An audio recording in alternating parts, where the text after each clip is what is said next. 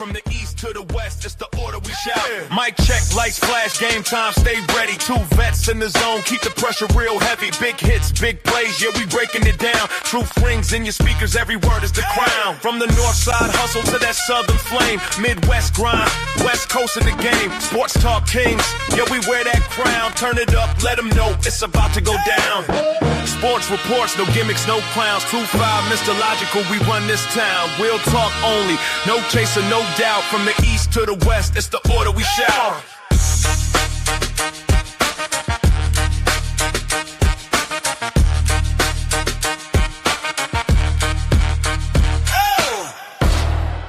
It's about to go down. Hey. Yes. Welcome, ladies and gentlemen. It is Tuesday night. You are listening to the sounds of Sports Reports is Ordered, and we got a whole lot of football reaction to get into tonight. And we're not doing it alone. We got a special guest with us, coming to us live from the University of Oregon, the one and only Isaac Dubey. So, Isaac, go ahead and let the people know where they can find you, what you up to these days, and all that good stuff. Yeah. What's up? First of all, I'm super grateful and super blessed to be on. This is a lot of fun, and I think specifically talking about football, and this is a perfect weekend to talk college. And also because my Packers just lost that game against the Browns, a really tough one that I really didn't see coming. So on socials, on Instagram, I'm at isaac.dubey. And then on Twitter, I'm at itdubylikedat. I post across TikTok as well. I'm Isaac Dubey on there. I post across pretty much all platforms, but pretty much Isaac Dubey on everything. You could find me. I'm a play-by-play broadcaster at KWVA Sports, which is the radio station at the University of Oregon. So yeah, that's why I've been covering this Oregon football team, and I have a good feeling going into this Penn State matchup. Yeah, so he's going to keep me straight because I don't got the good feeling going into this game, but we'll get into that later. And of course, I got Mr. Logical with me, the one and only world-renowned, world-famous. So let's get right to it. So first and foremost, guys, we watched the NFL on Sunday. I just want to know, what did you see? What did you learn? Because I learned a lot. And I learned that no matter how much things change, the more they stay the same, because the Rams will still find a way to lose to the Eagles. Yeah, that's what we're going to talk about. We're going to talk about the Rams and the Eagles. We're not going to talk about the only team to be shut out. You be patient. You know what I'm saying? That's what we're going to talk about. We're going to talk about all the people around here who are Eagles fans, who love it, who keep rubbing it in my face when they see me in my kids' football games. It hurts. It hurts. Jalen Hurts is hurting how I feel about football. And the thing that pisses me off the most, I would go back to it every single year. Jordan Davis, Jalen Carter played football in Georgia. They could have easily been Falcons defensive tackles, which they have needed for 10 years. And they didn't get them. They let Philly get both of them back-to-back years. Jordan Davis ran 18.5 miles an hour at 330 pounds. You can find a way to make that talent work, especially when you didn't have to go far to recruit them, but they didn't. But Philly has them. You've seen the two of them. And even Jalen Hurts walked up to Jordan Davis in the interview saying, when I saw you two Georgia boys together, I knew something was going to happen. I'm like, yeah, they could be playing football in Georgia, and maybe we wouldn't be going, under 500 and one timeout, not using that's what I know I digress, but yes. Stafford didn't play well. I think Jalen Hurts actually benched the offensive coordinator at some point. But yeah, it was a good game. I can't believe all the blocks and returns, but to end a game like that in Philly, I'm pretty sure a lot of people got arrested after the game because Philly fans get wild for any reason. So they call it a thick six. I'm pretty sure that's going to be on t-shirts next week. Yep. Yeah, I was watching the game, and, I don't know why teams don't do the things that are effective. So, the Rams, we're running the ball pretty effectively. You know, Kyron Williams, I brought him up the other day, 20 rushes, 94 yards. So what's wrong with 25 carries, first of all? You know, second of all, this game, and I don't know if the name Terrence Cody means anything to you two, but this reminded me of 2009, Lane Kiffin coaching the Tennessee Volunteers down in Tuscaloosa, and Terrence Cody blocked 2 field goals against Tennessee and a 12-10 win. And we were talking about this the other day, like the Rams just keep getting closer and closer, but they just can't surmount the Eagles. So, Isaac, is this a new Buffalo, Kansas City situation we're looking at? You talking Buffalo, Kansas City? Oh, with the Rams and the Rams not being able to get past Philly. Yeah, I see the similarities there. I see the comparisons there. I feel like Stafford is not Allen or Mahomes because he's a little bit older, but I think that's a pretty interesting comparison there. I feel like with the Eagles, anytime that they are in this game and you can't put them away offensively, it's a concern. And I feel like the Rams were trying to go for that shot, that dagger, by not running the football as much as they were in the first few quarters. And they were just trying to go for the kill shot and not really doing what was working throughout most of that game and going to the play action pass and throwing the football. And Devontae Adams had a nice touchdown. They were trying to get him involved a little bit more, but they just couldn't. And I feel like that's the hard thing with this Eagles team is you can't really throw the ball on them because they have great corners on the outside. In that fourth quarter, the Rams offense just completely shut down, went to sleep. I mean, that's really the big difference in this one is the Rams just couldn't get anything going late in the game. And it had to end in a Jordan Davis touchdown, a defensive tackle touchdown. Mr. Logical always says something, he says this one thing and it's keep it simple, right? He actually put some expletives in there, but keep it simple. and you got Arthur Juan over there, saying that's AJ Brown. They got AJ Brown over there, and the Rams got corners that are about my size at 5'9". And it took them until the fourth quarter to decide, why don't we take advantage of this matchup? So he was treating them like a bully. He literally. They ran that same curl action. Like, so we're gonna put you one-on-one over here. He ran the curl. That should have been an easy tackle. You run the curl, you catch it for 9 or 10 yards. I'll wrap you up. Nah, let me shove your face into this grass, step on you, and then get 17, 18 more yards twice. Yeah, Philly just on one, and it's very akin to how when Tom Brady stepped on the field with the Patriots and the late 2007, 2008 range, 2010, that time frame where it was like, if you don't capitalize when you're up 6 and get up 9, you're gonna lose. Like if you give them the ball back when all you need to get in field goal range to be up 2 possessions, if you don't go up 2 possessions, you're gonna lose that game. If you don't put it away, they are gonna find a way to. Jalen Hurts the Eagles haven't lost the game. Or Jalen Hurts hadn't lost a game in 367 days. Yeah. Yep. Yeah. So that's crazy. Elsewhere around the NFL, Isaac, let's play a little psychiatrist here. I'm going to say 2 words, and I want your reaction. Cleveland Browns. Yeah. This loss came out of nowhere for the Packers.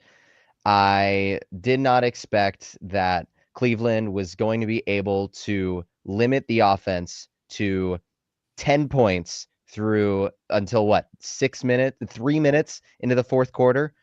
And that was when Love threw the interception. I saw some stuff online circulating that Love might have thrown that intentionally in order to fix this game. I don't know if you guys have seen that. That there was some sort of something circulating online that Love threw that pick. I don't know who that benefits. I hear those things all the time. It's like, how does that benefit a guy who has a $250 million contract? Like, how much money can he?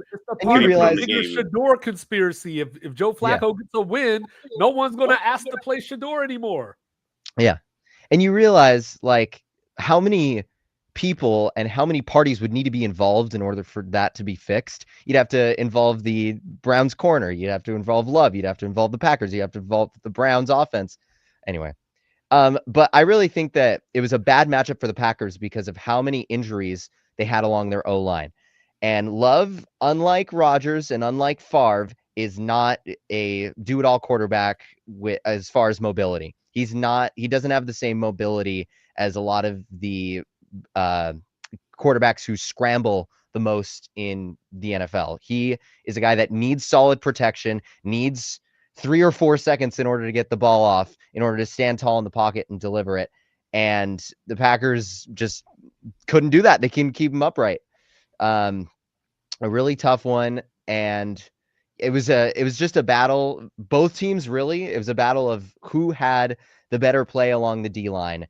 And it was the Browns for most of the game. The Packers still came up with some huge tackles. But here's the thing. Here's what I'll say about the Cleveland Browns and this game is I don't think it's cause for concern. I think it's a bad matchup because their O-line is so injured. But I think that they still showed, especially defensively, I don't think I've seen in my time as a Packers fan a better defense or a better defensive line. Outside at corner, they're a little bit weak. Nate Hobbs and Keyshawn Nixon are their best corners. Not really promising or encouraging that those are your two best corners on your team on the outside. But I don't think it matters because of how great this defensive line plays and how stout they are up front. And also how great Jeff Hafley is when 4 rushers aren't getting to the quarterback, how smart Jeff Hafley is in dialing up 5-man and 6-man pressures. I just think that, they're going to give a lot of teams problems, probably. Yeah. And I'm not sure if there's an O-line that can stop all the edge rushers that they have in Kingsley Enagbare, in Rashawn Gary, in, of course, Micah Parsons. Devondre Wyatt is very underrated on the inside. I don't think that there's an offensive line that can stop all of that and also pair that with the super tactical and timely blitzes that Jeff Hafley dials up. Well, I'll do you one even better because, I wasn't a fan of the Jeff Hafley hire. Coming out of Boston College, I thought he was just an average coach, but he's obviously turned that defense around. But I'll do you one even better. It's the NFL. You know what I mean? These things happen. The same year that the 49ers went to the Super Bowl a couple of years ago against Kansas City, you know what they did? Jake Moody missed a field goal and they lost a game in Cleveland. This is what happens in the NFL. These are professionals out here. So, Mr. Logical, what I don't want is I don't want people overreacting, talking about, oh, I thought the Packers were so big and bad. Oh, yeah, I've already seen it. I've seen the post, Micah Parsons overrated. I've seen all this unnecessary stuff. When it boils down to it, teams got to make plays and players are to make those plays. The coaches put them in position, but the coaches and the coaching staff and the GMs, they made good calls. They made the trade. They didn't give up much. So our resident 49er fan didn't like that. Appreciate it, Riz. But when it boils down to it is if you can win the line of scrimmage, you have, I don't know what the math is, but I'm going to give you a 70% shot to win that game. If you can control the line of scrimmage that game. Yes, a wide receiver might get loose on the back end, but if you're controlling the line of scrimmage offensively and defensively, like you said, with the pass rushers, that's how you control the line of scrimmage. You have the push up the middle. Cleveland has that. I saw a replay today where Myles Garrett beat a guy and the guard just started screaming, Jordan, run, because Myles Garrett beat him so quick. But in the same sense, they ran a stunt with Mason Graham. We all looked at we was like, okay, you took this guy 5th overall. Is it going to be another Michigan bust or is he going to really stand out? Came on a stunt, and then they meet at the quarterback. If you can control the line of scrimmage, you can win any given Sunday. Sounds like that's what Cleveland did. I mean, not yet. My bad. Not yet. We'll get to that part. Not yet. So, of course, I got 2 words for you, Mr. Logical. Let's hear it. 30-0. Yeah, I was losing my mind. I was absolutely losing my mind on the couch. And Isaac, this first time you've been like really engaged in conversation with us. I tend to do this thing where like, if I tell you something in advance, and it's to help you out. Like, listen, don't do this because this will happen. Don't speed through there, you'll get a traffic ticket. Don't hang out here, you'll get your tire. Don't leave your purse in the seat because they'll bust. Like, if I give you any kind of advice like that and then you don't follow it and it happens, you come to me and be like, well, what did I say? I know it comes off as rude, but that's what I say at first. So the Falcons see all these messages here. We'll see where they go from there.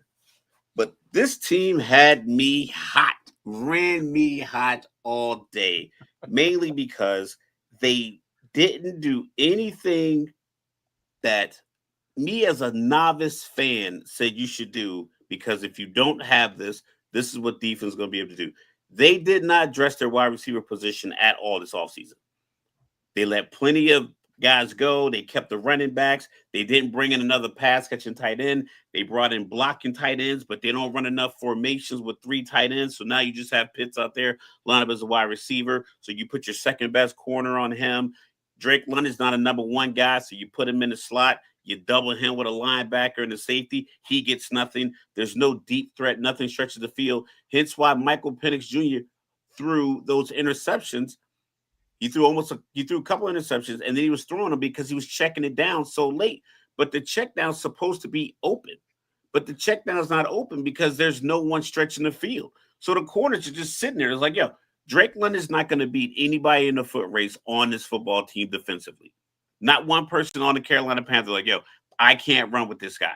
Mooney, good wide receiver, undersized. So if he doesn't get separation in the time that Michael Penix looks, so he look, check down. Ray McLeod is a return specialist. They got him to starting wide receiver and return. Like, they didn't address it. All these wide receivers moved in the offseason. If you think about DK, you think about George Pickens, Devontae Adams, like, guys were moving. They just had to be able to make these phone calls. Say, hey, we don't have a true number 1 guy. They didn't do it. Then defensively, once again, this is for Rez. There's nobody over 300 pounds that consistently plays on the defensive line. Jeff Ulbrich designs these great blitzes, but he's blitzing. He has like 4 corners and 5 linebackers and 2 defensive linemen on the field. And Pierce and Jalen Walker are very good first-round picks. I think the future's bright.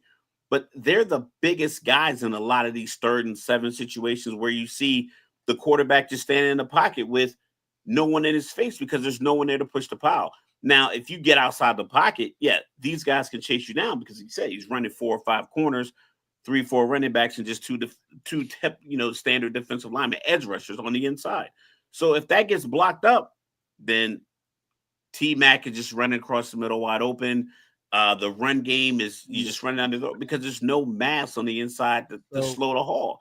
And I'm just screaming about it. And like, when are they going to address it? But they don't. And they won't because they don't have the money because they got a $92 million backup. So can I repeat myself real quick? Let's hear it. So I said this on Friday, so I'm going to say it again today. I don't care if it's Jaden Daniels or Marcus Mariota.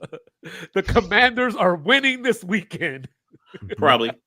Listen, I'm going to ride for my team. I'm going to hope they win. But just logically, I don't know over the last 3 games of this season and the 3 games from in the last season, I don't know what Michael Penix put on film that makes a defensive coordinator say, we got to watch out for what this guy does. Basically, it's all keyed on Bijan, because this is a problem that I've had with the Falcons for multiple years. I'll watch the Rams run a stretch play, and their guard, tackle, and tight end are blocking guys downfield before the running back gets the line of scrimmage. He'll get the stretch, and he has space. Bijan makes a lot of people miss because there's a lot of people there every time he gets the ball. So he has to literally dance around. His exciting runs are 7-yard runs because people are meeting him at the line of scrimmage almost every time. Like there's not a lot of play design where you get them, like Tyler Algier had that run against Minnesota last week where they let him score so they get the ball back. Atlanta doesn't create runs like that at all. So Bijan is just getting hit, so you got to put him on the pass game, get hit more. Penix looks for no one else. So it's like, you haven't put anything on film that's going to scare the defensive coordinator, and they'll put anything on film for me to be like, you know what, I have more confidence in this team, because you can lose and still have confidence. You can say, oh, you know what, this went wrong, but this can be corrected. Everything that went wrong highlighted all the liabilities and the deficits that they have as a team. All right, so let me ask you all a quick question. So I know we're talking about NFL reaction, but I want to go into the future just a second. So this weekend at Arrowhead Stadium, the Baltimore Ravens are coming in. The Baltimore Ravens lost to the Detroit Lions last night to fall to 1-2. I've been hearing people all off season project that the Kansas City Chiefs are not going to make the playoffs. They started 0-2, got their first win against the Giants. If the Chiefs beat the Ravens on Sunday, does that mean that the Ravens aren't making the playoffs? I mean, if that's how our overreaction Monday goes, probably. Yeah. There's always a weekly overreaction of some kind. I just think that Lamar Jackson will be fine. Lamar Jackson and this team, as long as he stays healthy, like what he was doing last week, where he was flipping the ball from his left hand to his right in order to throw it on the run, and the way he creates plays, not only does he run a great offense where you use him and his scramble ability a lot and get him out of the pocket, but he also just, when the play breaks down, he creates plays really well. I think this Ravens team is fine. They have been for a long time. I just think they ran into a wall in this Lions team that was angry from the way they've started this year. That loss to the Packers was really tough, and I think Dan Campbell is the kind of coach that after a loss like that, he is going to get on his guys and figure out, here's what we need to correct, and figuring out all the little details in order to inspire your team. There's not a lot of head coaches like that are willing to sort of play the bad guy with their players, because a lot of teams have player-led teams, right? Where the leaders on that team or the main personalities or coaches would be their quarterbacks or their veteran players. But Dan Campbell is the kind of coach that he lets his players lead, but also is very vocal in fixing mistakes, correcting things. So Dan Campbell's kind of an outlier, and the Lions are kind of an outlier, because that's a really solid and a really tough team. I know that because they've played the Packers in the last 2 years, and it's the same thing. Like, the Packers have completely run into a wall, and it was a little bit different because the Lions really struggled to do anything in the pass game, because anytime Goff dropped back to pass, he was getting harassed. So I think that this Ravens team is going to be fine. Going back to the Ravens, Lamar got sacked 7 times. I think that's not going to happen every week. Definitely, and the fact the fact and Lamar and Derrick Henry, of course, had the tough fumble. And the fact that was common than it needs to be. The fact that was an 8-point game with all of those things going wrong, I think just shows that Lamar Jackson is a special quarterback that can keep you in games and carry a team, even not a very good team, but the Ravens are actually really good, and I think they'll be just fine. But are they? I mean, Detroit is a good team, but Detroit has a standard. They have players that fit that standard. They want big explosive plays, so they have Jameson Williams and they have Jahmyr Gibbs. Like, these are home run hitters, so they have 2 guys. His name is Reggie Bush. Do you want consistency? We got Montgomery, the big back, and Amon-Ra St. Brown, the sure-handed wide receiver. And then when that all fails, we got the tight end. So every aspect of the defense has to be engaged on every play, to the point where that buys Jared Goff a little bit more time. He didn't have it in the Green Bay game. Micah, they used Micah perfectly. They hadn't seen him with the Green Bay defense, so I think that might have caught him off guard, because there's no film on like how is he going to play with the Green Bay defense. So I think Detroit figured that out, but they have a standard of, like, on the 4th down play where They handed the ball to Amon-Ra St. Brown in the backfield. Then he flipped to Jahmyr Gibbs. Like, they literally had everybody, all their playmakers involved, because you can't leave Jameson by himself. You got to keep a guy in Laporta because it's a tight end in the red zone. You got to watch the trick play because Amon-Ra St. Brown's in the backfield. Is he going to come on the flat? Because that's Jared Goff's favorite third and fourth down target. And then you have Jahmyr Gibbs, who could beat anybody to the edge, even though when they have the angle on him. Everything was in play on their important plays. You saw the fourth down that they converted. Everything was in play because anything can happen from this offense. It's not predictable. I think that caught Baltimore off guard. And then when you have a defense that gives up those kind of drives and those kind of touchdowns, it's kind of demoralizing, and then the offense doesn't say, you know what, let's just move it. I think they should have called a lot more just deliberate run plays for Lamar, like run, get out of bounds. Like, stop dropping back. Let's just call this RPO, hold on to it, and do what Detroit's doing to you guys. Detroit was making them, you have to focus on our explosive players. And then Baltimore, it seems like every single time they get in a tough game, they just allow the defense to eliminate one of their explosive players every time. Like Zay Flowers, get in the jet sweeps. Yeah, no catches in the first half. And if I remember, it was no targets as well. But, if I could take a quick second to do the Barry Horowitz and pat myself on the back and hatch my chickens a little early. Remember when I said the Chargers were going to win the AFC West? So now we're sitting here 3-0 in the AFC West. I'm still concerned about Bo Nix.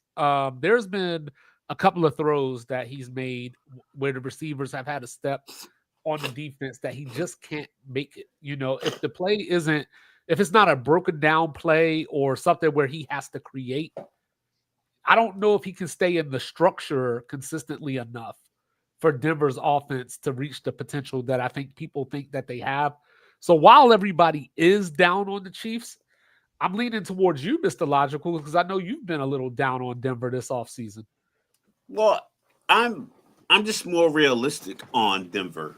And like I said, the stats bear out that 7 of their wins came from quarterbacks that aren't starting anymore. Unless you count Carson Wentz, who just happened to start for Minnesota, but he's on a different team. He was a backup.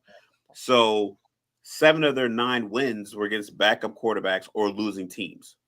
That, so it's kind of fool's gold. The defense does play well, but they don't play well enough to where the offense can be inept. So, Isaac, so I'm down here in Texas. Obviously this is Cowboy Central. But before we even get to the Cowboys, there's another team in this here state. What is going on with the Houston Texans? Is there anything that you see that they can fix? I mean, there's a lot of hype that's been put and a lot of pressure that's been put on CJ Stroud so far this year. And I feel like going into his second year, he was, developing and people were like, oh, this guy's promising, and just because of that first year to second year growth, people are like, oh, this guy's poised for a breakout year in the third, that natural progression should just keep going up. And it's simply not. Like, without a running game, without everything at his disposal of having great receivers, and the disappointing thing is the Jaguars aren't even that great of a defense. I think that's the disappointing thing.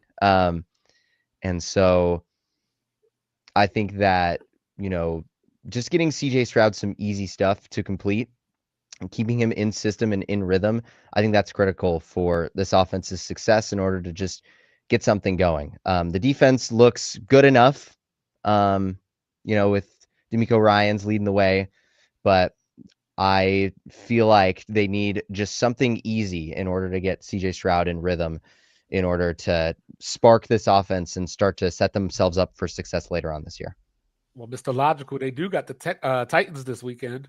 So is that, like I said, it's, it's any given Sunday.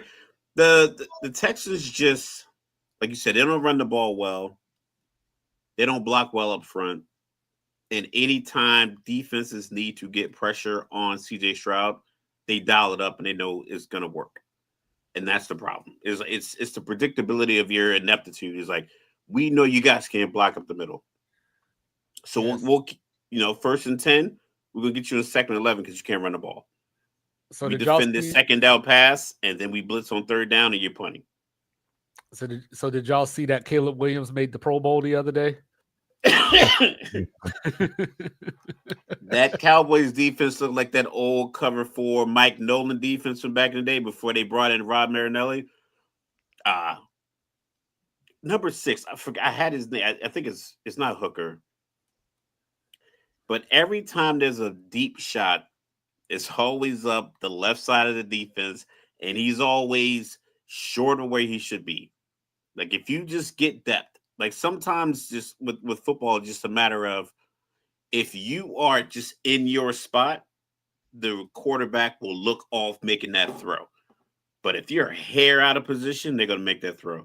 If you're 4 yards out of position, they're definitely going to make that throw. In the last 2 weeks, he's been 4 or 5 yards out of position. It's like, you're guarding nobody underneath. Like, yeah, I think that's deep. Donovan Wilson you're talking about. Yeah, you're deep.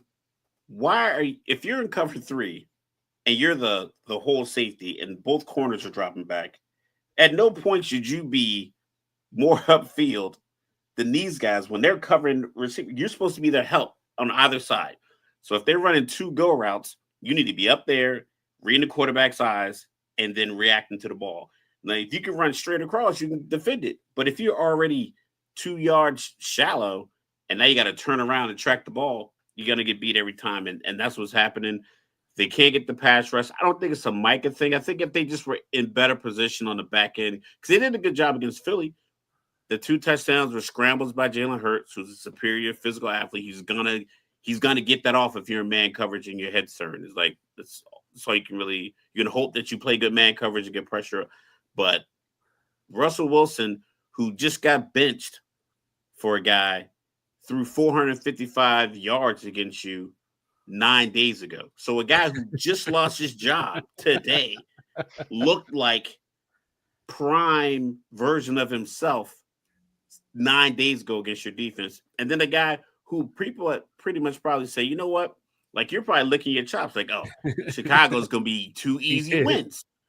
He's like, Chicago's going to be 2 easy wins. And now it's like Caleb, he's a little confident. But like, the thing with Caleb for me is that if that game didn't go well, I don't think he could carry like optimism until next week.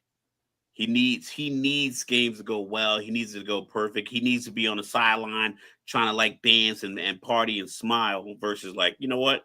Lamar is going to bounce back against Kansas City, no matter how that game went. I don't know if Caleb bounces back if they don't win the game against Dallas the way they did.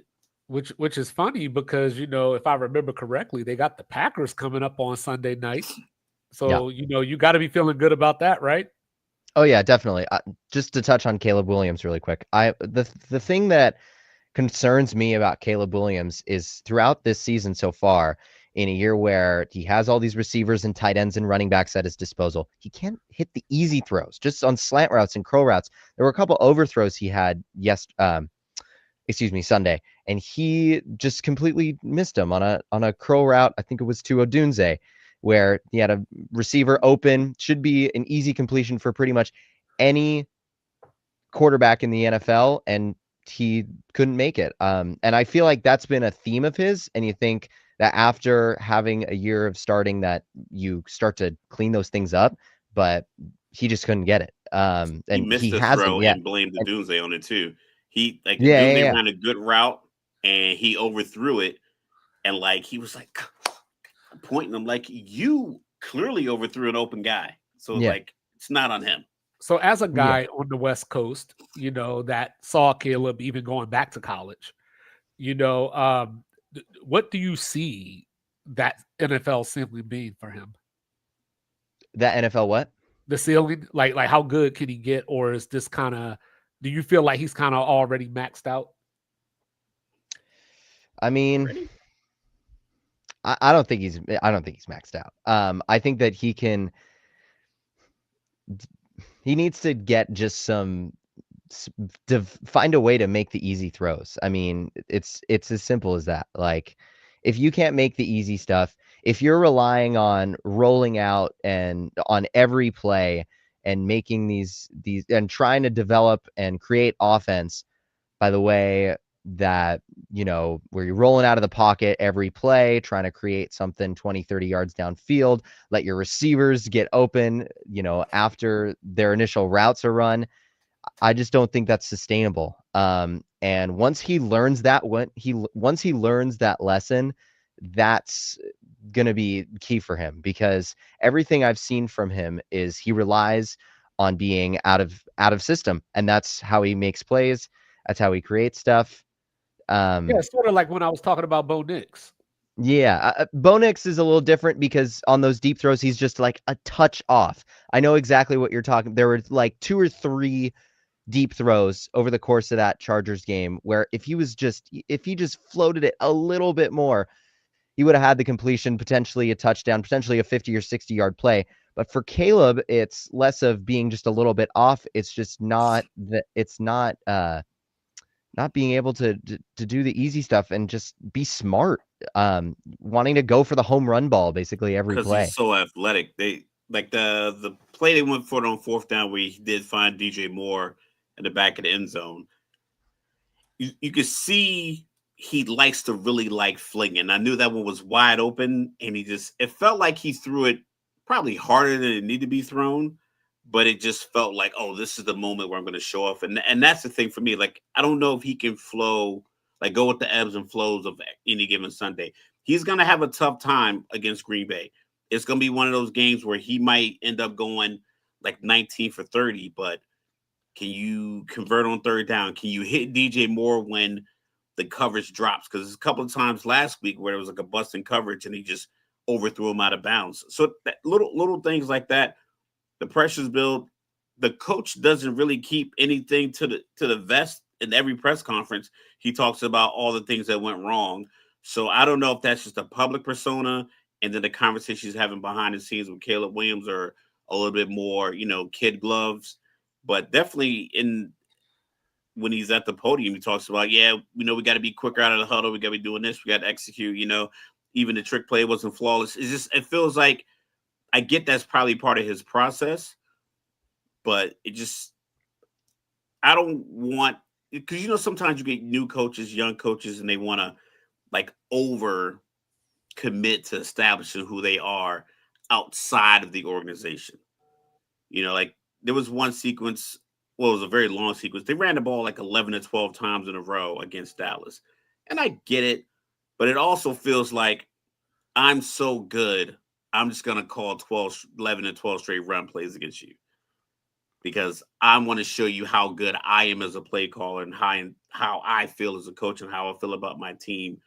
And that tends to backfire because when it doesn't go well, you can't have this laissez-faire, us against the world attitude at the podium when people ask you questions about the success or like the real of your team. Well, speaking of play calling, I don't care who the quarterback is. Obviously, Russell Wilson was not the answer. But I don't know how effective Jackson Dart can be with some of that play calling I saw the other night. Now, I know everybody that I've talked to has been focusing on the red zone troubles that Russell Wilson had the other night. Like he threw one of those balls to Pennsylvania. But, he threw one in the tunnel. That's the one I'm talking about. Yeah. And then the 4th and goal at the crossbar. Yeah, and you know what I mean? But there were times during that game where I felt it was there for the taking. They had Kansas City on the ropes or they had some momentum going. And they would just call this weird 3rd and 9. Let's throw it this 3-yard, not even a curl. But as soon as you take off, I'm throwing it. You're not ready for it. And then, of course, the quarterback looks bad. But yeah.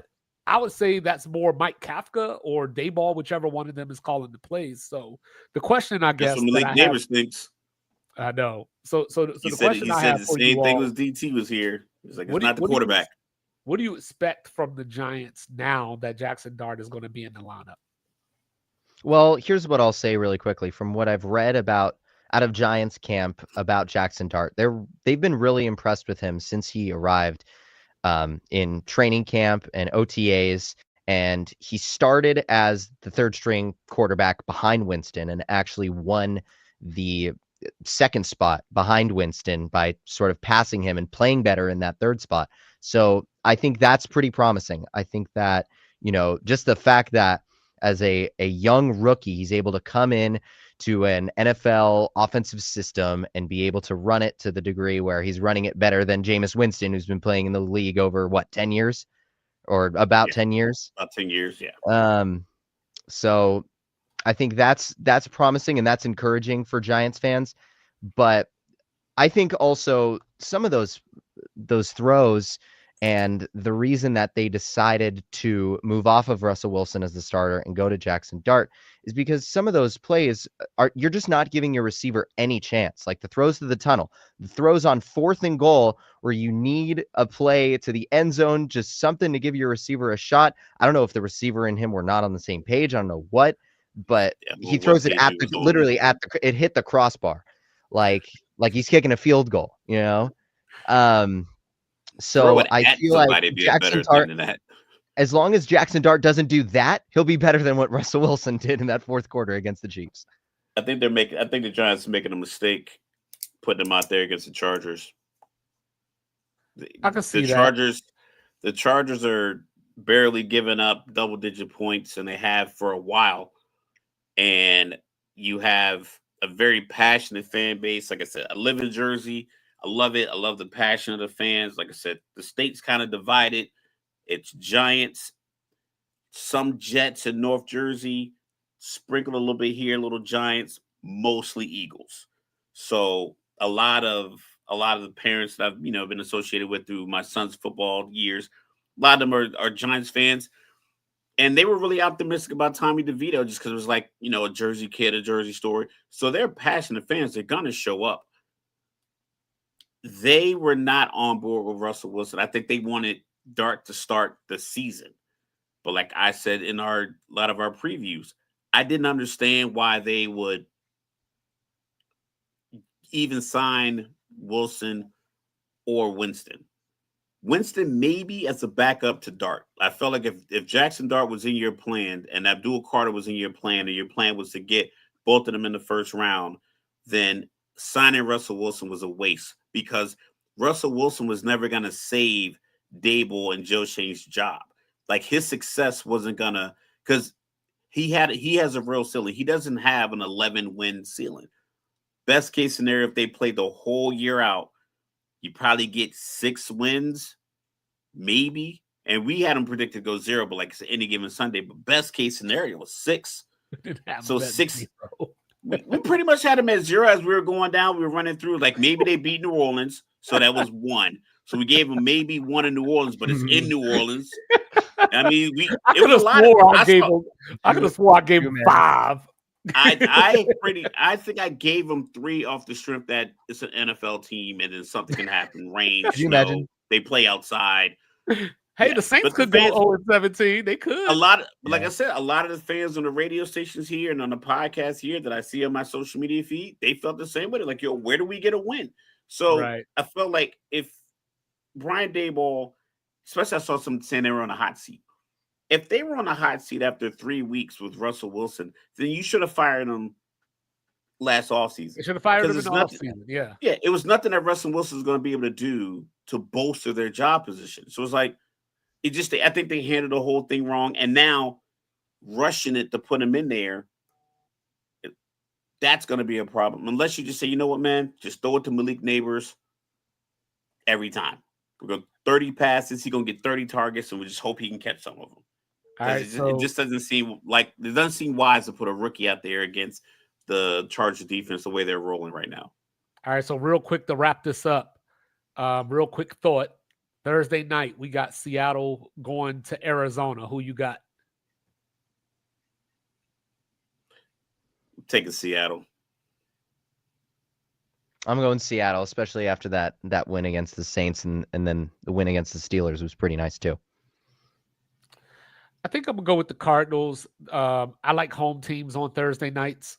I also think that Seattle just had one of those games that you can't replicate, and I don't think Sam Darnold's very good, so I don't know if I'm going to trust him going on the road just yet. So, all right. So said we were going to talk about it. So, we all got our teams. We already know how Mr. Logical feels about his team. Correct. Isaac, after 3 weeks, how do the Packers look, one, compared to what you thought you were going to see coming into the season? And are you still as optimistic as you were when the season started? Man, we just need to get healthy. Packers just need to get healthy. They have so much, the way they've been able to make and create offense without Jaden Reed, who's one of their best young receivers, had a great year last year and in his rookie year too. I feel like the one thing that I started when I became a Packers fan, it was back in 2014 in the Rodgers relax year. And I hopped on the bandwagon because of that year and what a special quarterback he is and special player. And that was before he started getting into all his conspiracy theories and getting so much attention from the media. But Jordan Love is not my favorite type of player, but I think that this Packers team is so good that he'll be able to do just enough. This is also the same age where every Packers quarterback has won their first Super Bowl. So I've been talking about that all summer. I think that trend continues. Now, they made okay, a trade for defensive player. I picked them to get there. I don't know about winning it. I picked them to get there, and I feel like this team is so stacked. It was really after the Micah Parsons trade that I was sold, because giving up Kenny Clark, they have players who can kind of replace him, and that inside of the defensive line will be fine. Vondre Wyatt is a big body that people have been sleeping on for a long time. I think that there's a chance that he could light it up and can potentially make a Pro Bowl this year. Kind of the way Kenny Clark has for a long time for the Packers. I think with adding Parsons to how many edges they have from 5th round, 6th round, undrafted guys in Kingsley Enagbare, in Rashawn Gary, and then adding Parsons to that, I thought this defensive line was going to be insane and hard to stop, even for a team like the Eagles, who have one of the biggest and best O-lines in the NFL. I just feel like we need to get healthy. I feel like that's the main thing. Once we get Reed back, one thing I'm really pleased with is Love and Dobbs are developing a very special connection. And when people have been talking the last few years about the Packers drafting a first-round wide receiver, it's because Dobbs is like to a lot of teams. But like if you watch him in his first year when he was playing with Rodgers, he made some pretty incredible catches and some pretty incredible plays. He's not an insane route runner, but he's a pretty good possession and jump ball receiver. And him and Love are developing a connection that I think can get through this time where there is so many injuries along the offensive line. Jaden Reed is still developing, still injured, and is looking to come back soon. And I just Golden so far. Yeah, and Golden has been getting involved in some quick screen passes and some of those timing routes like curls and slants on the inside. So I feel like play caller gets the guys involved early. Leaning on Dobbs and leaning on Golden early on while Reed is still recovering and this offensive line is still recovering as well, I think is going to be key. They just had a bad matchup against the Browns. That Browns D-line is so good, and the Packers offensive line was so beat up. I think it was just a bad matchup, and I think it'll wake them up in order to realize we have a Super Bowl contending team. We have an opportunity to go show off against the Cowboys. I think they're going to do it. Yeah, so for me, injuries, same thing is the story. Obviously Jaden Daniels didn't play the other day. Terry McLaurin got hurt the other day. Will Harris is going to miss some time in the secondary. And anyone who has ever watched Sports Reports Disorder or had a conversation with me knows that I've been on this secondary for years. So the last position group that we need to lose bodies is the secondary, but the rookie Trey Amos got hurt as well. So I like the collection of players that we have. I don't know if I like them together. Like I like Frankie Louvu, obviously, who wouldn't? I think he's going to be the leader of our defense for years to come, but we still have a lot of the old guard there, the Bobby Wagners, the Von Millers, so on and so forth. I just haven't been impressed with Washington yet. I like what Mariota did the other day. And while that's great, he's not the starter. You know what I mean? So yeah. I need to see Jaden Daniels do these things. And when we go back to the Giants game, there wasn't anything impressive at all. Terry McLaurin hurt himself with the holdout. And we saw this with Brandon Ayuk a little bit last year, where hopefully it doesn't end like that. But, these receivers, they're holding out. They're not getting their reps. They're not getting the rhythm down. And because Jaden, it's only year 2. So, so you're expecting him to get better as well as the team collectively getting better around him. But you need all the parts there for that to take place. So I like where we are. We're 2-1, so I'll take that. But the Green Bay game was everything that I feared coming into the season. A team that could shut down the lanes when he tries to take off and punish the defensive backs on the other side. So I'm already dreading when we play Philly, and we don't even play them until week 16 or so.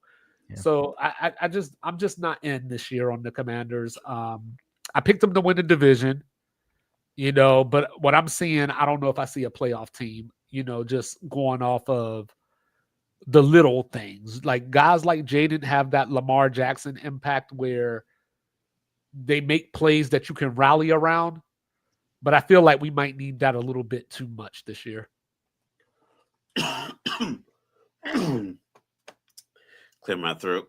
All right. Well, I mean, listen, I can bash the Falcons all day long, but the one thing I do like, honestly, is that it's very clear what our problems are. Like, if you're the Ravens, it's like, why are we struggling? We have all the pieces in place. We have all the talent. We have all the skill. Why aren't we dominating our games? What's going wrong? Do they? They have skill. I don't know if the scheme, like if you think about their defensive secondary, you saw Marlon Humphrey chase down Montgomery last night. That's a skill that you have at your disposal. Yeah, the other skill is not having to chase down Montgomery. Well, like, I mean, it was blocked well up front. It was a good play call. Everyone gets something, but like that, you have to have a certain level of talent to even resolve that. Whereas I think with the Falcons, I'm just not sure what the identity is offensively. I like that they're all young, but they don't complement each other. Like Bijan Robinson presence doesn't make it easy for Pitts or Drake London, and Drake London and Pitts don't make it easy for anybody else. Whereas Tyreek Hill running a deep route makes it easy for Kelsey underneath when they were in Kansas City. I think that's the same thing with like Kansas City. They're dealing with that. It's like stuff isn't coming easy because we don't have the personnel in place. Atlanta doesn't have that either. And you have essentially a rookie quarterback going through, trials and tribulations, but they're building a defense to look like a fast, aggressive, blitzing defense, which is fine. The problem is when you need to get a stop, teams can just keep running it. 3.5 yards per run is a first down. And I think that's going to be the Achilles heel, is that you don't control the line of scrimmage and you don't threaten anybody offensively. So there's going to be games like they'll probably come out and beat Washington. It'll be something like 26-20, 23-20, with a couple of field goals, maybe a turnover that Mario, something so the Falcons are going to score this week. Yeah, listen, I got to be optimistic, but it won't be like, oh, they got the ball, they got the kickoff, they got a punt, and they march it down with this 8 or 9 play drive with some big chunk plays and third. It's going to be kind of makeshift put together, like where you can consistently bank on the Lions moving the ball. You can bank on Green Bay, unless it's against Cleveland, moving the ball. You can bank on certain aspects of certain teams. There's not much that Atlanta can really rely on other than like they play great up front, got some sacks. The young rookies are getting to the quarterback, but they're not doing much else. They're not dropping them in space. They're not versatile. It's very vanilla, but it's not the right kind of vanilla ice cream. You know what I mean? Like it's good, it's there, but it's predictable if it doesn't get through. And that's how you ended up with Carolina just moving the ball effectively, jumping the screens, jumping underneath stuff. So I don't know. Maybe they'll take more shots against Washington, but if they don't, if they come out with the same if they come out with a similar game plan where it's run deep route, look down, check it down, if that's going to be the MO, then they might as well go ahead and just watch the season and then start fresh with new insert whatever position title you want next year, because you can't run it back with the same group if you can't extend the field offensively, then you can't run it back with the same people. Okay, so with that being said, we all had our Super Bowl picks before the season, so how are we still? I know it's week 3, but just 3 weeks in, are you still feeling pretty confident about what you predicted? Starting with me, my Super Bowl pick was Packers and Ravens, which are obviously two teams that we've talked about as like, should we be panicking about this season for both teams? And I think that they'll be just fine. I think that the Ravens have the players in place to go on a run. I really do believe in Lamar Jackson. In the postseason, it's going to be tough, but I think that the Ravens can get over the hump this year. They have a lot of special playmakers on the outside for Lamar this year. He's shown that he's the kind of quarterback that can create offense and generate offense just off of his scramble ability and just his ability to make a play and create magic and make magic. So I've talked about it a lot today. I feel like my Packers are going to be fine. I feel like the Ravens as well are going to be just fine. The division for the Ravens doesn't totally scare me. I think the Steelers are okay, but rely on a lot of Rodgers magic almost a little bit too much in the end of games. So I think I'm holding with my pick. Yeah, I'm out. Because I went on a whim because I was like, it can't just be the same teams every year. Yeah. And I felt like even though Dallas made the trade, getting rid of Micah Parsons, it freed up some money. They locked in some other defensive players. They locked in the tight end. And Dallas, just like we talked, Jerry is a terrible negotiator because it's like it's me versus you, even though we're on the same team in negotiations. He's terrible there. But picking talent, he has that figured out. And I just figured, like, you know what? Maybe this could be the year Dallas runs off a couple of playoff victories and they surprise some people. Like, I want them to go out on a limb. And I had Dallas versus Baltimore. I'm not feeling confident. Like I said, Baltimore, the way Derrick Henry flung himself on the bench after that fumble is cause for concern. Like the way, like I get it. If you just slammed his helmet and just kept walking, I'm like, all right, that's normal. Tom Brady slammed some pads before, and then other guys throwing their helmet or throwing a water bottle or push the coach. I would have been all good with that. But to flail like a toddler when you're 6'5", 255, it wasn't a good look for me. And then when they didn't put him back in, I felt like he was begging to kind of get back in. He just had the lack of surety he had in himself. I just feel like that's probably going to matriculate throughout the team. So granted, it's still live because they're both just 1 and 2. But if my Super Bowl prediction doesn't come to fruition, it would not surprise me. So I'm all in. I picked Green Bay to be the NFC representative in the Super Bowl. And this is how football works. This is how dialogue works. If Cleveland doesn't block that field goal the other day, there are a subset of people that would say, hey, the Packers toughed it out. I needed to see them win a tough game that way. On the other side, you would still have people saying they had that type of game with Cleveland, as if Cleveland hasn't shut down everybody that they've played this year. So I'm fine with Green Bay. On the other side, I picked Buffalo as my Super Bowl winner to finally get over the hump this year. Kansas City looks like they may not be there in the end, for Buffalo to have to get past. So I guess that's what you got to hope for. But bringing back up the Chargers for a second, and this has nothing to do with Justin Herbert going to Oregon, I promise. Like until I see Justin Herbert do it on the big stage in a playoff game in that way, it's hard to pick the Chargers, but I really like what I'm seeing right now from the Chargers. Like the Chargers just look like, and Mr. Logical hates when I say this, they look like a very complete team. Like they don't, it's hard to find the weakness within the Chargers.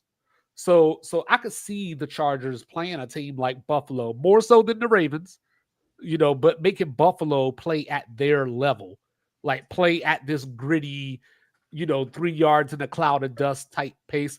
Baltimore can win a variety of different ways, so that wouldn't affect them as much, So I would say right now, I think that the Chargers would be the biggest threat to the Bills. Baltimore, as y'all can probably tell by some of the things I've been saying tonight, I think we're at a point where we just expect things from Baltimore because they're Baltimore. They're talented. They got the coach that's won the Super Bowl, even though that was many, many moons ago. But me and Mr. Logical, we crap on Todd Monken every year, in his play call and his offensive play call and holding Baltimore back. So Baltimore will be fine. Baltimore will win the division. Baltimore will be in the playoffs, and Baltimore may even find themselves in the AFC Championship game. I just feel like it's destiny, and nobody circles the wagons like the Buffalo Bills. Yeah. One thing I'll just say, going back to your take about the Chargers that I think is interesting, talking about how you feel like they don't have that many weaknesses on the team. I think one thing that's really interesting is Najee Harris being out for the year, tearing his Achilles now, and a rookie in Amarian Hampton needing to step into that role as like the go-to running back in crucial situations. And there was a lot of hype about Amarian Hampton coming out of North Carolina. A lot of people, especially I feel like in my fantasy draft, everybody's talking about like, is Amarian Hampton really going to be legit? And we'll find. I think we're going to get the chance to find out, stepping into this role now. Yeah, running back transition well. As long as they can pick up, if they can pick up the blitz coverage, then I think they'll be fine because hitting an open hole, one cut, getting down the hill, I think at any level from junior football all the way to the pros, like if you can do that, you'll be fine. But in the NFL, you just have to be able to you have to have the capability to be an every down back. So if you can pick up the blitz, or you can pick up, when the protection slides and you got this guy on the edge, if you could do that, then you'll be able to stay in games because the Chargers, like I said, the GM said, I pick a particular type of offensive lineman. I want bruisers on our offensive line. That way it's easy for the running back to get to the second level and make plays. So yeah, I think the Chargers will be fine. They're 3-0 in their division. I think they have some cushion. I think that might keep them kind of calm and they won't get uptight because I feel like sometimes Justin Herbert just gets tight in those big moments. But if they win the division, I imagine they're probably going to have, with that defense, 12 or 13 wins potentially. Because at first I didn't really have them with that much, but now seeing the defense, it's like, I know they're minus Khalil Mack, but generally speaking, being 3-0 in the division, especially at this point of the year, you almost feel as though if they just win one more division game, the rest of the way, they're likely to still be the division champion because you hope that Denver and Kansas City will take one from each other. You already have the tiebreaker on both of them. And then the Raiders are just the Raiders. I had Amarian Hampton as the best back in the draft ahead of Ashton Genty. And watching Ashton Genty block makes me feel really good about that. But I think that they'll be fine. They have Hassan Haskins as the backup. He's a tough guy, gets those tough yards. So I think Amarian can, he's going to be dependent on. But I think that Jim Harbaugh is the type of coach, the way that he coaches, they'll be fine. I'm just trusting Harbaugh. It's also, you mentioned it, and my hesitation with the Chargers. It's also, you haven't seen Justin Herbert in that many big spots come up clutch, right? And we're 3 weeks into the year. Crowning them as division champions is pretty tough this early on because they're the Chargers and they haven't done anything in, or really had that long of a postseason run in a really long time or ever. I'm trying to think. Yeah. Have the Chargers they made one Super Bowl? They made one Super Bowl when I was 14. Yeah, they made long time ago. I think Phillip Rivers got them to a couple of AFC Championship games when he played with a torn ACL. But yeah, they just always been like a solid team. I know even when they moved from San Diego to LA, there was a lot of talk about the ownership, but it's like they've always had really good players. They've always had memorable players. It's just they had Phillip Rivers for so long, so he kind of patches up some of the problems that you have and keeps them covered. And I think now it's time for Justin Herbert to just. I think the way they're flowing right now, they're fine. Kansas City looks completely discombobulated, so I don't feel like they think anyone's going to creep up on them in the division, and they're just going to keep rolling. Well, the Chargers are almost Falcons West in a way, like they could beat anybody at any given time, and then they lose in the most miraculous kind of ways because Herbert had the 4 interception playoff game last year, for example. But in addition to the NFL, there was some college action going on this weekend. And Isaac, I got to start this off with some condolences. My guy, Mike Gundy, is finally out. He's 40. Finally out. He is a man and he's 57 now. And now he's unemployed, but anyway, besides that, so as I look around college football, we were going to talk about the state of the Big Ten, just kind of. So I need you to talk me off a really big ledge, Isaac. I'm about this close to hopping online and taking Washington to pull the upset over Ohio State this weekend. Tell me why I shouldn't. Washington has a very young, scary team. The Jed Fish offense is starting to look pretty scary. And I can see why you would think that. But Ohio State has recruited well for the last 2 to 3 years, picked up a lot of transfers, and they still have some of those players that are staying, like Caleb Downs. And I think the main hesitation with Ohio State right now is Sand. A young quarterback who we haven't seen that much from.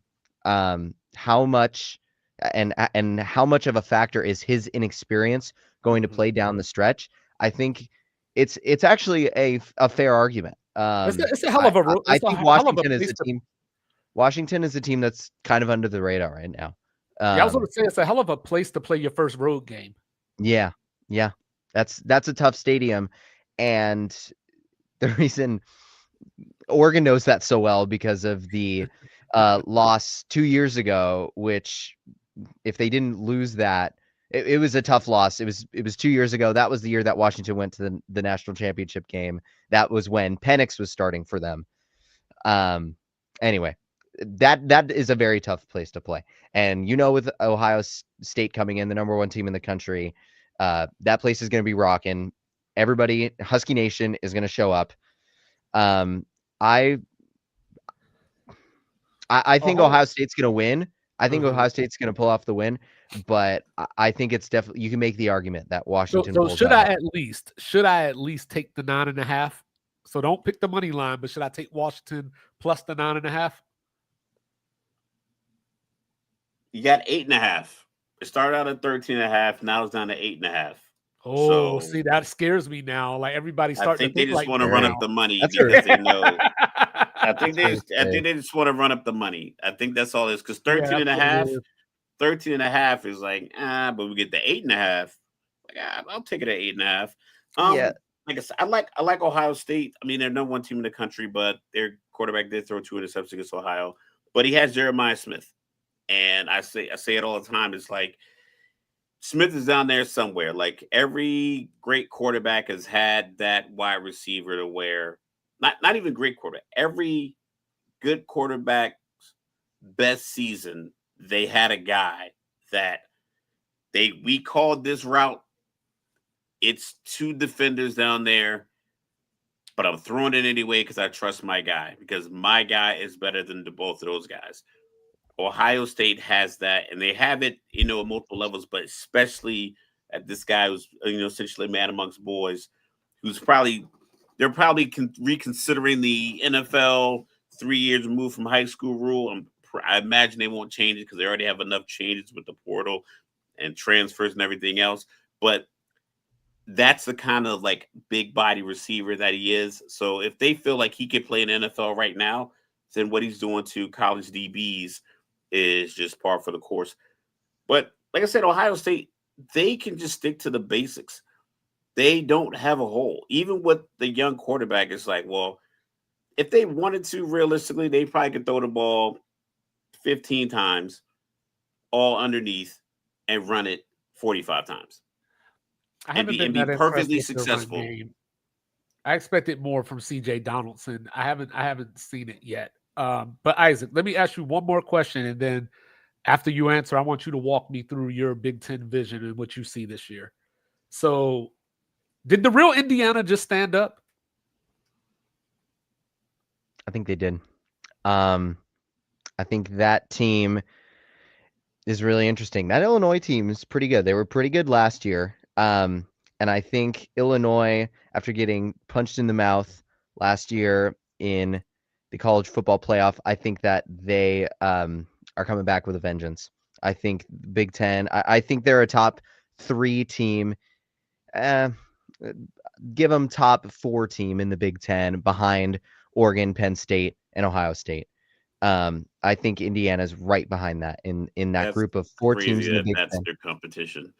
Well, you said I was thinking the country, and then you said in the Big Ten. I was like, in the Big Ten, he was like, yeah, Oregon, Ohio State. No, and that's a lot.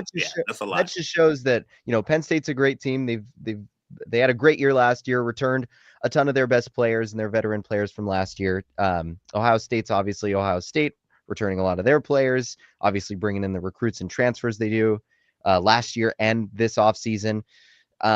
And then Oregon is Oregon. And then I think right behind them is Indiana. Maybe, right. 5 spots behind them in the college football playoff at the end of the year. As a top 10 team in the country, I think Indiana, they did stand up. Yes, the real Indiana did stand up. I just for background, in the preseason, obviously we hadn't seen any games yet, so don't judge me or be mad at me. But I did pick Penn State over Indiana in the Big Ten title game. But otherwise, what are you seeing around the Big Ten that's got your eye?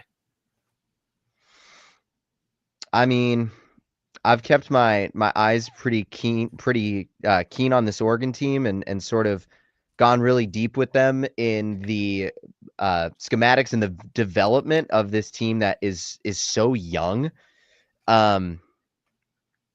And I think that Oregon is really scary. The way that they have the youth in the secondary, and how well they're playing, I think they're going to be good for a really long time. I look at a team like Illinois. That's a tough loss, but I feel like you look at the Big Ten and the standings and sort of the rankings of where teams sit at. For me, it's Ohio State. It goes Oregon, Penn State, then Indiana, then Illinois. Washington is right behind them. Washington hasn't shown me enough that they can contend with an Indiana or an Illinois, a team that has been to the college football playoff, that knows how to win, that has an experienced quarterback. Right. I don't know that much about Williams at Washington. He's looked pretty good so far this year, but there's still a lot to prove for me to put. My nickname for him? Washington in the top 5 in the Big Ten. My nickname for him? I don't know if you're into comic books or not, but I refer to him as Weapon X. Weapon X, yeah. Yeah. I think that Washington is the type of team that, as the season goes on, you don't want to play them, but I don't know if they have the top talent, the top-notch talent across the board. Like, they have good players, but I don't know if they have the depth to match up with these teams. But there's a team that you didn't mention, and I want to know why. So another name you'll get used to hearing me say is Trojangelus. So USC. What are your thoughts on the Trojans?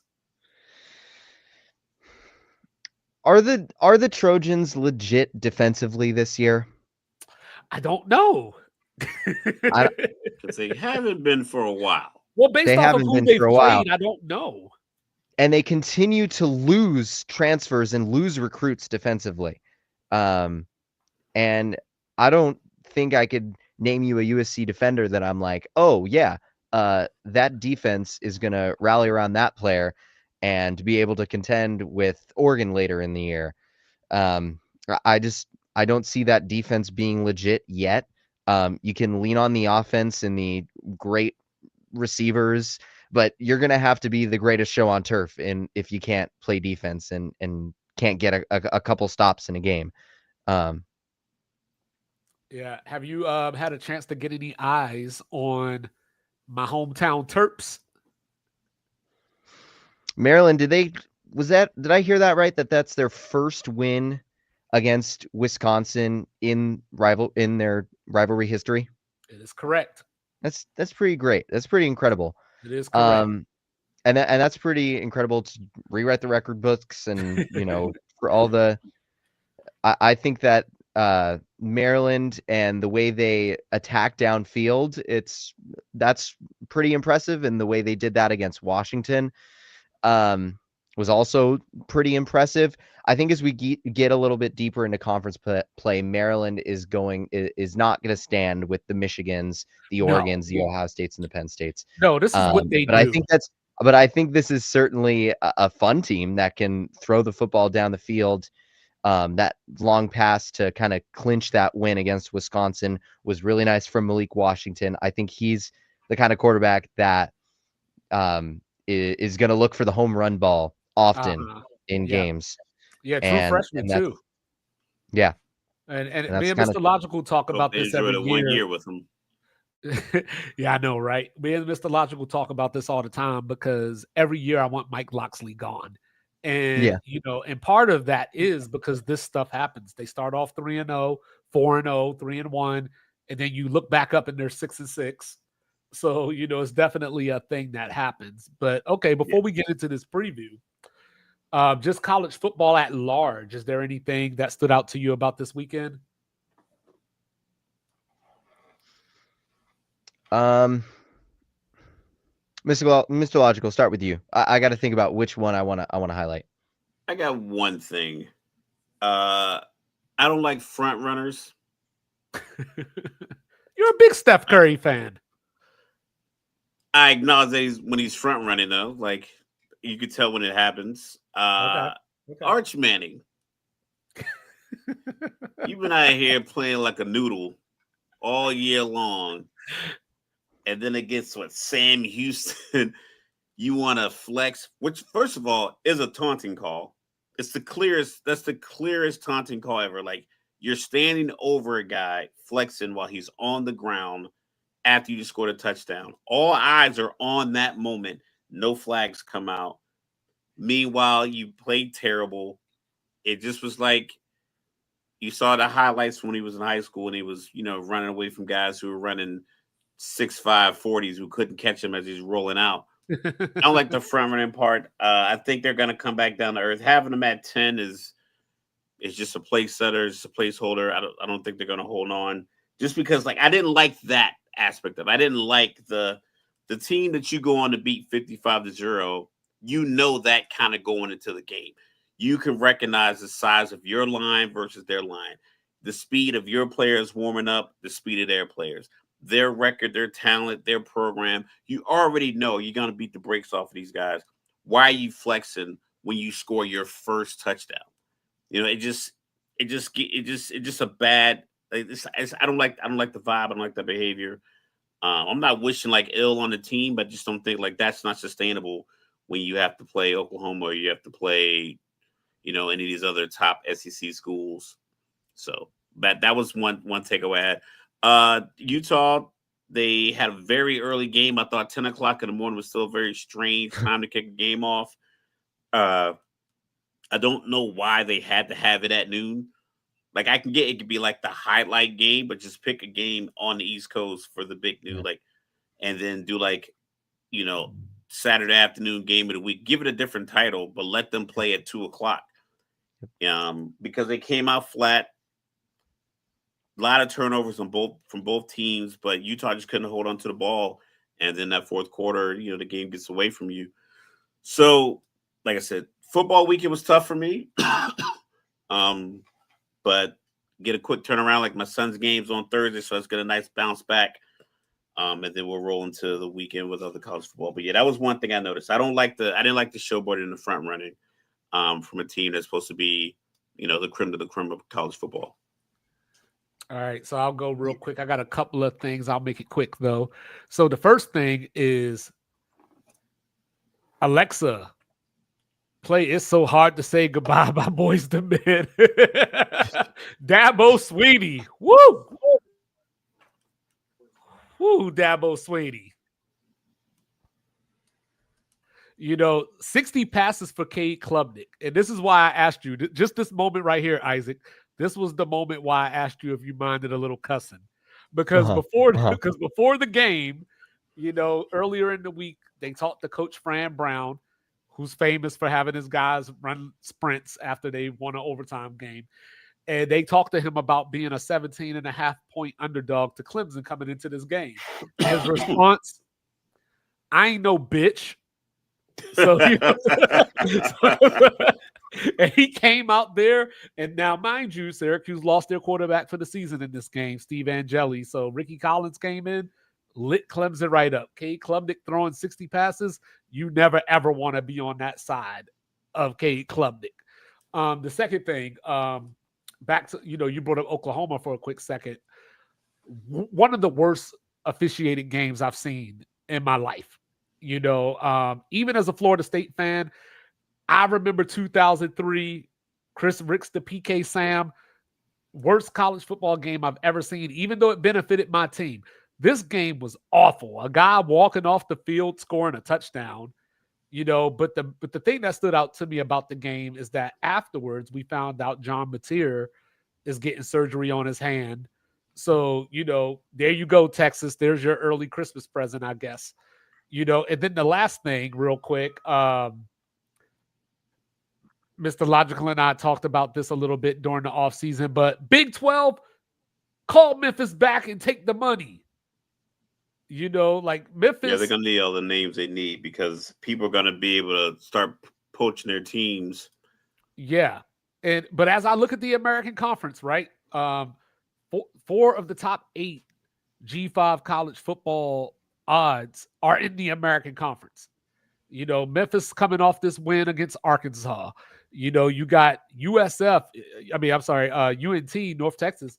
You remember this, Isaac. They beat the brakes off of Wazoo about a week and a half ago. You know, and then you got South Florida went into the swamp and started this whole Florida downhill thing. So I'm in love with the G5s. I'm in love with Memphis. Big 12, call Memphis and say that you want to accept the deal. That's what stood out to me. Yeah. I'm going to stick with Oklahoma, with the news that came out today about John Mateer and him being out for about a month with a hand injury. I think this Oklahoma team is in trouble. Obviously, Mateer is getting a lot of sort of praise, and everybody's kind of crowning him, or was crowning him already as the Heisman. As the Heisman, he's going to win it. And I'm really concerned because you look at the way Oklahoma's defense played, picking up 9 sacks in that game against Auburn, and they couldn't run the football. And actually, Mateer had the most rushing yards of any player on that team with 29. They rushed for a total of 32 yards. So he had 29 of those 32 rushing yards. That means they ran for 3 yards among everybody else that got carries. So I think this Oklahoma offense specifically is in trouble. And in order for them to stay in the top 15 and stay undefeated in SEC play, their defense is going to have to carry them for about a month. I think they're in real trouble. I like you said, I think Texas got a really great present here. Maybe Alabama, after, people are realizing, oh, Florida State's actually a really good team in the top 15. I think Alabama works their way back up into the top 15 and potentially around top 10 for Alabama. And I think it's going to be Texas and Alabama in the SEC right now. Yeah, that was my SEC championship game preseason. And then Mr. Logical knows you brought up Florida State. Next week is Bubble Guts week, because we got the Canes coming in next Saturday.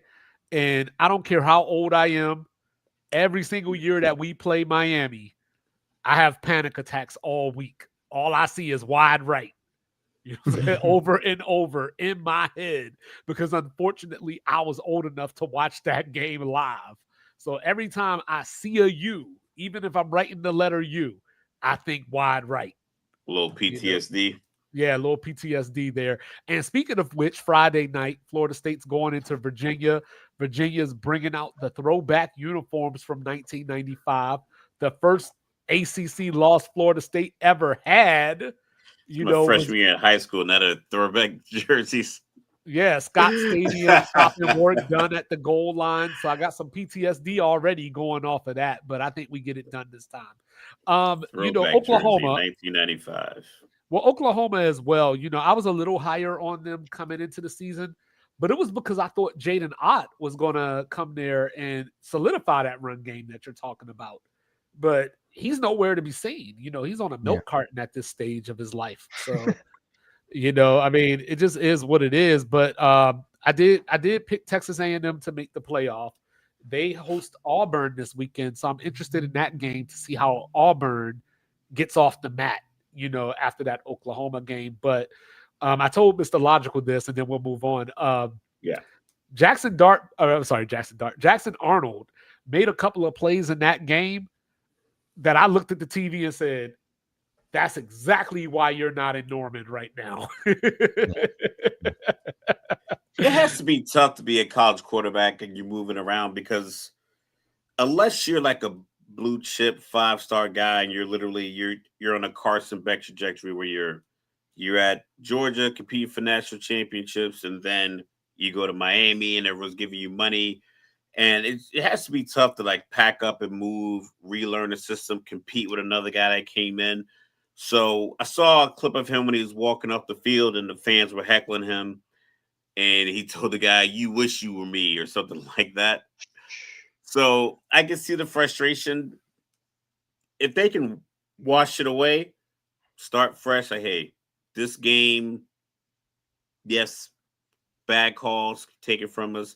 Take the good from the game, like the fact you basically stifled another college football team's run game. You stifled a Heisman candidate's run game where he's kind of known for making those kind of plays. So you put together a good game. It's just a couple of things didn't go your way, unfortunately. As long as you can carry that over and say, you know what, we have an opportunity to, really put a monkey wrench in another team's season. It's probably riding pretty high. We saw Texas A&M a couple weeks ago beat Notre Dame on a fourth and goal, young quarterback throwing it to like the third tight end. It just was like a very exciting game to beat Notre Dame, a pretty top school. So now they're probably really feeling themselves. Now you get an opportunity to bounce back from your Oklahoma loss and say, you know what, cool. You're not going to run up that, 4th and 6 to the tight end with us. We're going to dominate the line of scrimmage. And then, Arnold get his opportunity to, win games. Granted, it's going to be tough, going into Texas and playing that game. But, that's why you join the SEC. You want tough games. You want NFL-like games every single Saturday. You go to SEC. Right. All right, Isaac. It's that time. How does Penn State win? How does Oregon win? Let me start with Oregon. I mean, I was looking at some of the big questions, the big X factors of this game. And my question for Penn State is, who is going to cover Decorian Moore? He has been special through the first few weeks. He makes pretty much every play.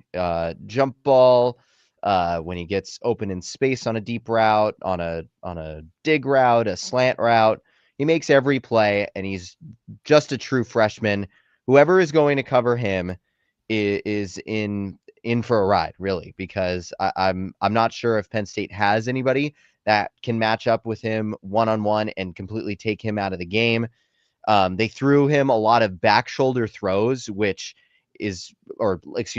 Moore threw a lot of back shoulder throws against Oregon State on Saturday, and that's a play that's like indefensible. And once you get the timing with a quarterback and receiver on a play like that, I don't think there's a way you can cover that. Even if you play perfect defense, a perfect throw, there's no way to defend that. And I think another thing that's really key for Oregon is starting quick. Starting quick versus Penn State is going to be key, because the last time they were on the road, the only road game they've had this year was against Northwestern 2 weeks ago. That was also, Mr. Logical, a big noon kickoff game that had a 9 a.m. Pacific time kickoff for all those people watching in Oregon on the West Coast. So a lot of fans had to get up early. A lot of fans weren't happy that they stuck with the noon kickoff, but Oregon, emphasized like, look, this isn't going to be a problem for us. An early kickoff, it's going to be fine. And they kind of came out a little bit sluggish. Offense didn't really get going until the second quarter. The last two games in the first quarter, they kind of struggled with their run defense, just allowing the other offense to just get a push and come out really physical to start. And I think that Oregon has to change that. I think that they need to start right away, especially in that kind of environment. You cannot let that crowd get into that game and let Penn State start to build a lead, because it's not going to work in your favor, and it's going to be an impossible task to mount a comeback in that stadium on the road against this Penn State team. I think Dante Moore's legs and scramble ability are going to be a big factor, kind of like the way Dylan Gabriel's were last year against Ohio State. But the thing about this Oregon team that's really tough, they have 8 players with 2 or more touchdowns on their team offensively, which is the most in the FBS. And I even if you don't find a way to cover, or I'm sorry, if Penn State finds a way to shut down Decorian Moore, I think there's so many other players that Oregon can rely on that will get it done if in order for Oregon to win it. All right. Now, what about the Penn State side? How do they win? I think you got to establish a run game early, like I was talking about, sort of the exact opposite of what Oregon needs to do early on. I think that you need to develop the run game early. I think relying on those running backs is going to, Aller's been very up and down to start the season. Hasn't been great on some of the timing. QBR is 38.8. Yeah. And everybody was kind of hyping him up because he had a decent year last year. And you're like, oh, he stays in college one more year in order to, kind of improve his draft stock a bit. But I think he's had a very up and down year so far against some really not great opponents like Villanova. And anyway, I think that this Penn State team needs to lean on the running game. How they're going to be able to do that against Oregon, I'm not sure, but I think you rely on Katron Allen. I think you rely on Nick Singleton in order to win this game. I think and make it so that Aller doesn't have 3rd and 10, 3rd and 15 to throw on. Make it 3rd and 3, make it 3rd and 2. Make this a low possession game. I think that's the way Penn State wins it, and it's a bit more low scoring than people might think. So I was thinking about this because these two teams just met each other at the end of last season, Big Ten championship game. Yep. Both Katron and Nick went over 100 yards in that game. But to your point about Drew Aller, I would also offer that Nick Singleton hasn't looked that great this season to start out. Katron Allen still looks pretty good, but Nick Singleton's been a little slow starting. As far as Oregon goes, Mr. Logical and I, being the Utah guys that we are, we got an early look at Dante Moore, when he came into Utah when he was with UCLA. And, that was very early in his career. Nothing to take away there except for now that he's on this particular team in Oregon, what does it look like going into this road environment? Because you mentioned Northwestern. The problem there was the time of day that they played because of the clock. But the problem here is going to be, it's nighttime. So, no excuses there, but it's the whiteout, saying, so it's going to be nuts in that building. The problem that makes me not able to trust Penn State is just James Franklin. Like, it's literally the only thing that I look at, and I'm just like, because he has a lot of. We've been talking about Mario Cristobal a lot lately. James Franklin has a lot of that. I got a 3-point lead. There's 9 minutes left. I'm going to run the clock out now. Like, you know what I mean? And then you end up punting and giving the team extra possessions. I do like what I like about this game the most is both of the offensive coordinators. Will Stein and Andrew Koldenicki. And of course, Will Stein came from down here at UTSA, so I know his work very well. I don't want to use the word genius, but hey, he's right on that level. He's right on that level. Right? Yes. To your question. I'm glad Oregon's got him locked down for another 5 years. Well, we'll see. We'll see if Oklahoma State comes calling. We'll see if Oklahoma State comes calling. Get the right booster. So I think for me, the difference in this game is going to come down to Jim Knowles. Of course, last year he was Ohio State's defensive coordinator, came from Oklahoma State, by the way.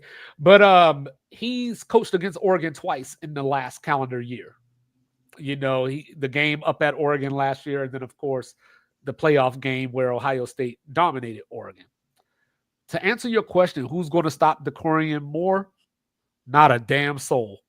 Yeah. Not a damn soul. Like, when we did our previews, that was the name that I told Mr. Logical, like, you're going to hear that name throughout the season. But what is impressive about Oregon is you brought up the different players with touchdowns. I saw that McClellan got his first touchdown last week, and I was expecting Noah Whittington to come in there and be the star. Yep. But he's not. So then I thought, well, hey, they brought in Mekhi Hughes. But he's not it either. Apparently, is it Lemur? Is that how you say it? Is Lemur? Lamar. Lamar, yeah. Apparently, he's the lead back. But the Oregon team runs the ball so effectively that it really doesn't matter who's in the game. Yeah. The thing I don't Oregon football. Yeah, the thing I don't like for Penn State is the last time Dan Lanning saw you put up 37 points on him. You know what I mean? This wasn't a game where it was 24-20. You gutted it out. You exposed, well, I ain't going to say exposed. That's the wrong word. But you took advantage of Dan Lanning's off defensive line in a way that I don't think we thought was possible. Yeah. That's not lost on him, as petty as he is. You know what I'm saying? And so Penn State. You don't do it for clicks. Yeah, that's right. So Penn State is definitely in trouble in this game. But I think I'm going to take Penn State. I like the whiteout. I like the home field, and that's more so with a lot of the youth that Oregon has, because this isn't your typical, you brought up Dylan Gabriel, like this is the game where I think they're going to miss Evan Stewart, because having him and Decorian Moore on the field at the same time, it's lights out. And I would have just picked Oregon to win the Big Ten in general if he never got hurt. So I'm going to take Penn State. I don't think it's going to be 45-37 like it was last year. I think it's going to be more along the lines of 28-24. But I will say this. If Oregon scores 1 point more, Mr. Logical hates when I do this too. If Oregon scores one more than 24 points, Penn State's getting buried. I'll put it like that. I like your guys' points. Oregon has always been a very fast, dynamic offense. I felt like they've always been running on carpet just for years. It's just something about the way they play football there. It's like no matter who the coach is, they maintain that. Like they didn't get a coach in there, and all of a sudden it's 3 yards in a cloud of dust, and then they get another. Like everybody comes in and look around and say, you know what? We have this Nike money. We got these Nike cleats. Let's run it like Steve Prefontaine did. Shout out to Mario Cristobal. But when it comes to college football, I like to lean on like just a simple, like home field advantage, especially when you have a very dynamic home field. Tradition, the whiteout game. It's like the first big game of the year for either school, and having it on your home territory with the more experienced team. Yes, James Franklin does seem to pull back the reins too soon and almost like turns, lemonade into lemon sometimes with his, his trepidation. But I like the fact that he can, even if he gets to that point, he can look at his players and like, you know what? You guys are literally 2 and 3 years older than you were when I first recruited you. I can trust you to 7 minutes left. We're up 1 possession. Go get up 2 possessions. Not let's kill the clock. Because for me, like I think about it every time. It's like take points to go up possessions because that helps you with the time right there. Because the team has to get the ball twice. So as long as you can recover an onside kick, run off some more time, and then you maybe get back up a possession. So as long as he's willing to not dial it back when you get Singleton on the edge, because something about these college players, if they can beat you to the sideline, these guys have impeccable balance. 6 feet tall, 225. Shout out the Reds. I got to get the size. For him to move like that, get them the ball, let them make plays, let players make plays. Coaches, listen, I know sometimes about X's and O's, but sometimes it's about Jimmy's and Joe's. Let these guys make plays in their home environment. The whiteout, like it's essential to your college football life. Like you recruited guys, there's probably going to be 10 or 15, maybe 20 recruits that they're trying to get to come to Penn State at this game just because it's the whiteout, just to try to sell them on the environment. So you have the guys who came to the school, they're playing, give an opportunity. Dante Moore starting out, granted, Dylan Gabriel was a quarterback in Oregon last year. Dan Lanning seems to have a great system recruiting, like I said, get the kid out of Duncanville and DeCorian Moore and just getting explosive players. But at some point, I like to lean on the stability of the consistency of having the returning starters at home in this big spot. Because sometimes, like, you see too many white towels waving and that punch in the air, and a young Oregon guy muffs the punt, like something like that, and that could carry on and linger. So I'm not saying that it's going to be a situation where like Penn State's going to blow them out. I just feel like an even battle, I got to give them the edge somewhere, and I think home field advantage and the environment, and like I said, the experience of their top players, I think that gets them over the edge. 34, 31, 35, 30, somewhere in that space. I think it's going to be high scoring, but I just feel like Penn State's going to be able to pull it out just off just the energy of the environment. Yeah, I think definitely Penn State having the experience and the home field advantage is what is going to win them this game. But I don't think that the way they win it is by it being a high scoring shootout. I think the way Penn State will win it is if it's lower scoring. I think if they get into a shootout with Oregon, I think that Oregon has the ability to hang with them. They just got too much. Yeah. And Oregon's offense just is too predictable. You were talking about like having Jaden Lamar and he's kind of the lead back. That's not the way Oregon thinks. Oregon has a running back committee of 7 different players. And they're all explosive players that could, take a 70-yard touchdown in about 30 seconds. And I think Penn State has the weapons on their offense to do the same, but I think the way Penn State wins this is through keeping this a low-scoring affair out of the hands of Oregon's weapons, Oregon's offense, limit the possessions. And Oregon has shown definitely a weakness against like Northwestern. Northwestern ran the football on them pretty effectively in that first half, going into that third quarter. I'm really concerned if Penn State starts to establish a run game. I think I'm really concerned if I'm Oregon when they start to develop that, and if they keep that consistent throughout the entire game, and Oregon can't do anything about it. As far as my final score prediction, I'm going to go 28-24 Oregon. Okay. I could have those flipped in Penn State's favor, but as of right now, where it stands right now, I think Oregon's going to pull it out. Yeah, one more player that I wanted to highlight. I can't remember his last name right now. Oregon's tight end, Kenny. Kenyon Sadiq, yeah. Yes, him. He has the ability to take over this game in a way that isn't dissimilar to what Tyler Warren was doing last year. Mm-hmm. I think that he has that capability. Obviously, you got Uyangalele on defense, you know. But the question that I have for Oregon is more or less, you got Zane Durant and what is his name?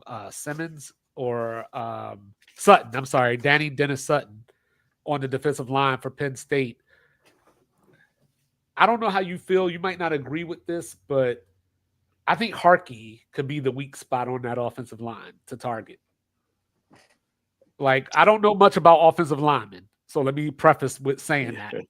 But when I watch him, I watched him last week against Oregon State.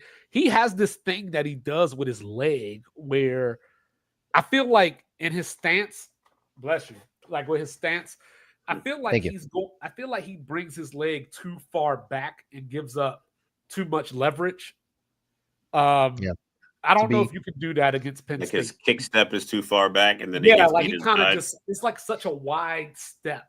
Like, I don't think he's a bad player or anything, but just going up against a team like that, I was just kind of like, that kind of stands out. So I don't know if Sutton will be on his side, you know, but if he is, then that would be something that I look forward, or I would look out for as well. But all right, so didn't we know the Oregon guy was going to pick Oregon? If he would have picked Penn State, I'd be like, yeah, like hyping up this Ducks team and then go with Penn State, really? I know, right? And then wrapping it up. Sharing across all your Oregon social media. Yeah, that'd have been great. That would have gone over well. I don't care what the Falcons say about me, because I know I'm right. Yeah, right. You can be mad all you want. Yeah. And then wrapping it up, you know, Isaac brought us an idea that we really liked, and we're going to call this segment Garbage Time, you know, where we just talk about something that might have happened while we were watching the game or just in general. So your topic. So I'm going to let you go ahead and lead us off, Isaac. Yeah.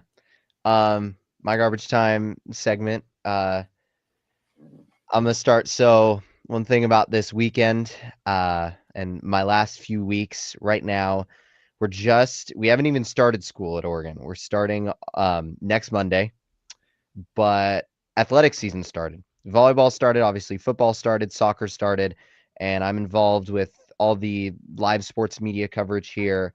And I got to call a volleyball match in Portland last Friday. And since we're just, you know, talking it out, I called 2 volleyball matches, and both of them were like down to the wire, like insane matches. Oregon played Oregon State on last Thursday, and then Friday they went to Portland State and won that one in 5. They won the Oregon State match. The final 2 sets the scores were 27-25, 27-25. So getting to call that, getting to be there and see this Oregon volleyball team is kind of similar to their football team, where they're very young.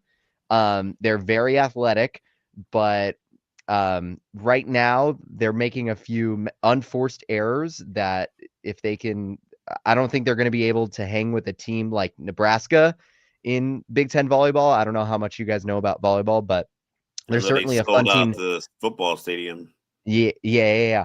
But they're certainly a fun team to get to cover, get to watch. And I had quite a night on Friday getting to call a 5-set match in Portland. That's awesome. I got a journalist question for you. So we're in another group chat, Mike and I, with another guy named Chris. Shout out to Chris in the Miami Dolphins love. So the WNBA is getting a lot of conversation. Their playoffs are going on right now. Asia Wilson just won her 4th MVP. Mm-hmm. And you say you do interviews, you're a reporter, you're pursuing journalism as a career. Mm-hmm. I saw something, or we shared a video clip. Breanna Stewart and Sabrina Ionesco were sitting with their coach. And one of the reporters asked Sabrina, either, like, I'm paraphrasing, like, about the rumors that the coach is going to get let go while the coach is sitting right there. So as a journalist, if you're in the room, is there some kind of like line you're not supposed to step across in those situations? Like, this is right after they just lost their playoff series. So it's like, if you're in that room and you're reporting, you hear someone ask a player who's sitting literally, their bookends, the coach is in the middle, ask the 2 players about the rumors about the person sitting in the middle who just coached them to a championship last year being let go. Like, how, like, if you're in that room, like, do you side eye that reporter, or do you just pay attention because you want to get this answer because you know it's going to be juicy if they give you a real answer? I haven't seen this clip. Were they in like a formal like press conference at all? Or conference with the table, the backdrop, the sponsors everywhere, the tablecloth, the whole 9 yards. So was it post game or was it post game? I don't know if I would bring that up. I wouldn't have the guts to do it. Because the quote you're gonna get, because also, like, I also relate this to what happened to Gundy, because wasn't it yesterday he was like, "Oh, I'm fine. Like, I'm 100% gonna be back next year. Like, everything's good. There's no need to worry." Here we go. But here's the clip. Yeah, go ahead. No, that did happen with Coach Gundy. That definitely happened. Yes. All right, he said, here you go. Yeah. The New York Liberty got eliminated from the playoffs in the first round against the Phoenix Mercury. And after their loss, during the press conference, a reporter asked a crazy question. So just listen to this. Injuries. One more question for the players. What would you say to those who question whether Sandy should be here next year to coach you guys again? What the fuck? What the fuck? I'm not saying I question it. There's just some people that do. I mean, to anybody that kind of questions Sandy being here, like, this is a resilient group, and she has our back and we have hers. We're not going to be a team that points fingers. You know, there's a lot of us that could have done better this season, but we're still going to fight and show up for each other every single day. And I think that's what's the most important part. So we have Sandy's back. They fired her. Okay. My take on that. Yeah, they let her go.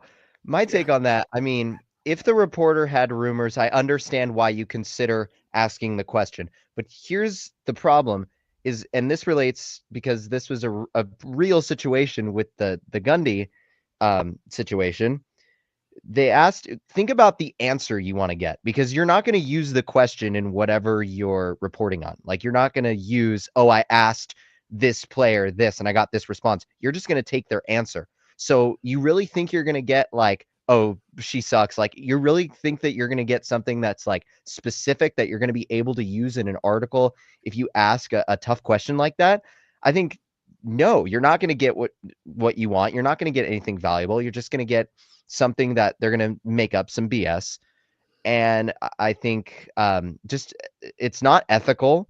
You're not. And and what it creates is, it creates a really uncomfortable situation where everybody in the room, all the players are just uncomfortable. They're like, they don't like that reporter anymore. They don't want to see that reporter anymore. Or they don't really respect that reporter anymore. So, and that's what I figured, because when I heard it, I was like, first I thought they asked the players and the coach wasn't there. So then when I'm like, the coach is sitting right in the middle. And they said, this is for the players. Like, I want both of you to respond to this question. It's like, this lady's sitting right here. Their season just ended. And I think sometimes we kind of forget the humanity of these players. It's like, these are human people. Like, their kids are in school. Like, if they get fired, like I talk about this all the time. Like, I always say, you know, on the firing the coaches, I don't want anybody fired. I just want I want people to do the job correctly for the team that I support. I just hope that would be the case. If it doesn't happen, it doesn't happen. But I would really like it if, like, yo, you could work this out. But I'm not going to advocate for somebody to lose their job. Your whole life changes, especially if you're on a certain staff where all your coaches leave. If you fire a basketball coach, especially a college one, the recruits don't come to the school next year. Or the new coach brings in his guys, and you're expecting you have Kentucky hoodies, and your parents made you a Kentucky birthday cake, and Calipari gets fired. He's like, yeah, I'm bringing in my own guys. Now you got to pick a new school, and everything's full. You know, so for them to ask that question right there, I just figured, like, you know what? I'm going to ask Isaac about this later. He'll have, like, a different kind of perspective, because I imagine you've been in those kind of rooms before, or at least gone through it in the education platform. So I just figured I'd ask you the question. Yeah. It's a big talk about ethics a lot of, like, yeah, you've got a job to do. These are people. There's certain things that, like, you just got to bite your tongue because it doesn't help anybody out. Unfortunately, I think that's just a symptom of the world we live in today. You know, everybody wants the headline. Everybody wants to be first, you know, so you open yourself up to that because, like, I always, you know, we always have this conversation where I say things like, people are watching it. You know, people complain about it. Like, why did they do this? Why did they say that? Oh, he's off his rocker, but they're going to tune in tomorrow. So, like, you're enabling this behavior by saying it's okay by watching it. Yeah, sports talk is turning into Jerry Springer. Yeah, just about 2 cents. Like, we just had a segment a couple of weeks ago about people that we were talking to online. And, you know, it's just the way that people talk. And, you know, so what I think I hate, and I know this is garbage time, but what I hate is people that jump on the sayings and they just say the trendy things. So I was having a disagreement with a guy the other day, and he goes, well, yeah, you don't know ball. And I'm just like, can you just make up your own line, please? Like, can we just have a conversation, like, and you not say the things that Brandon Walker says or that Casey Smith says? Like, what do you think? And it's because they don't have the ability to have a deeper conversation outside of these plateaus, as I like to call them. You know, but you know, for me, garbage time, you know, I learned a little bit about myself this weekend. I have a little bit of compassion for people I shouldn't have compassion for, but then when I realize it, it doesn't last very long. So I was watching the Miami Hurricanes and the Florida Gators this weekend, and there was a point in the second quarter where DJ Lagway just threw such a bad pass that I just felt bad for him, even though he's a Gator. I was literally sitting there and I was just like, Billy Napier got to go, because this guy was on people's Heisman list. He was about to be the next big NFL star. And, like, just watching Florida look like Iowa just rubbed me the wrong way. And I was just like, this isn't the Gators that I know. Yeah. And then the Gators scored a touchdown, cut it down to 13-7. And just that quick, fuck the Gators. You know, I was right back at it. Like, who even cheers for this team? You know, it just happened that quick. And it was just like, sports is just so crazy how emotionally charged it gets from moment to moment, play to play. And this was all in the middle of me trying to write an article too. I was trying to write an article about this Florida State Virginia game coming up this Friday. And, like, the Gators just had me fixated for a minute. Like, you know, it was like, are they going to score? Yeah, it's like, are they going to score? How are they going to score? 12 to 23, 61 yards. Yeah, they had 32 yards at halftime. and went 0 for 13 on third down in the game. So in the moment, I was like, this isn't Florida football, man. No. By the time it was over, I was like, yo, you got to keep Billy another 2 years. Just to give out free wins, just to ruin my college football playoff. Yeah. I had high hopes, you know. I think it's all these parlays I'm betting. I'm starting to think, like, you know what? I'm going to throw up this Hail Mary. Maybe he's going to be South Carolina and Florida in the SEC this year. Not the typical three-headed monster, but it's probably going to be the typical three-headed monster. Lenore Sellers is what they tried to tell us Jalen Milroe was. So, yeah, it's tough, but yeah. Yeah, this has been a fun show, man. Like, it just flowed. I love the expertise you bring. I love the energy you bring. Hopefully we can get you back again. So tell people where you get your podcast and where you get your information again, so we have it bookend on each end of the show. Yep.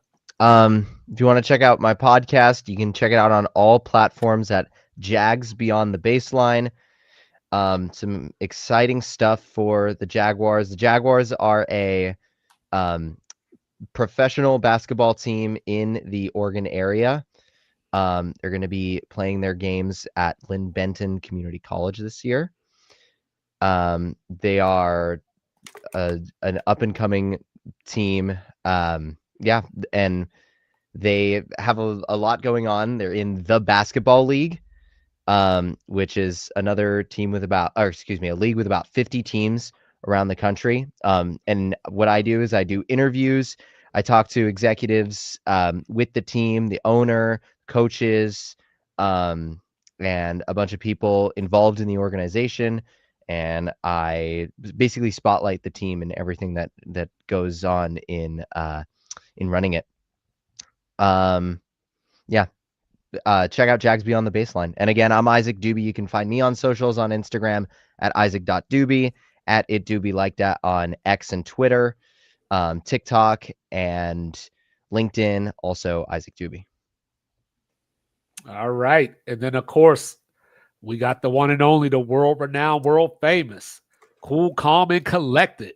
He was born in Texas, raised in Virginia, representing everything New Jerusalem except for the Giants and the Jets. And for all you Net fans out there, he don't support y'all either. You know, shout out to Brooklyn. He is Mr. Logical, and all he asks of you is that you don't bring feelings to a fact fight. Don't do it. And then, of course, I'm down here in the Alamo, your unorthodox statistician. I do believe in Joe Hendry going left so much that you thought I was southpaw. Manny Pacquiao couldn't even see it coming. I am 2-5. This is Sports Reports as Ordered. Everywhere that you get your podcast, like, review, subscribe, share, rate, do all the free things, do all the good things, and we'll be back on Friday with picks, and more picks. Love y'all. From the north side hustle to that southern flame, Midwest grind, West Coast of the game, sports talk kings, yeah, we wear that crown, turn it up, let them know it's about to go down.